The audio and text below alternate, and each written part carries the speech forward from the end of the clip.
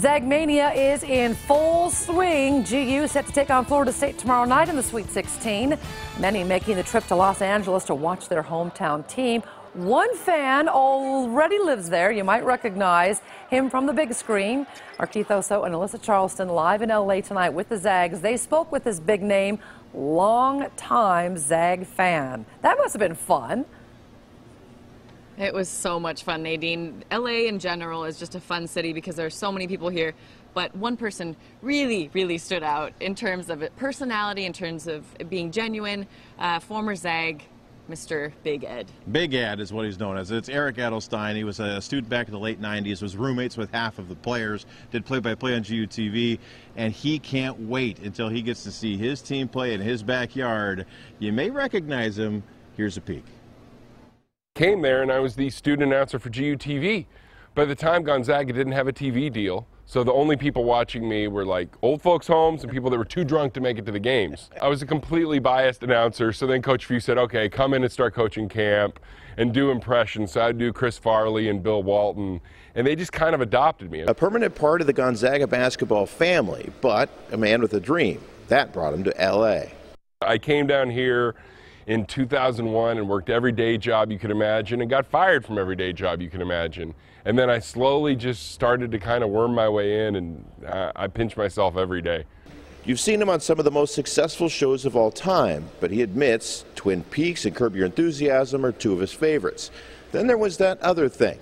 He was on the fourth highest grossing movie of all time, Jurassic World, at least for a bit. And don't forget, I'm the guy that lets out the dinosaur. Without me, it's a 22-minute short. You need the idiot that cries and lets out the dinosaur. It's important. Somebody's got to play. It's like Coach Phil always said, you have to add value. And the people that are surprised, like, we were so sad when you got eaten. I'm like, really? This is made to get eaten. This guy doesn't make it through the movie. This guy makes it through 22 minutes of the movie, and we're happy for it. Thanks, everyone. You're all invited to the cave. Big Ed spends most of his time now voicing Grizzly Bear on Cartoon Network's We Bare Bears. But I'm so glad, especially because I've played so many bad guys and not great humans. So to play a wonderful grizzly bear that's just trying to do his best every day is a really great thing. And the fact that it's good for the whole family is a really wonderful thing too. And I'm so lucky.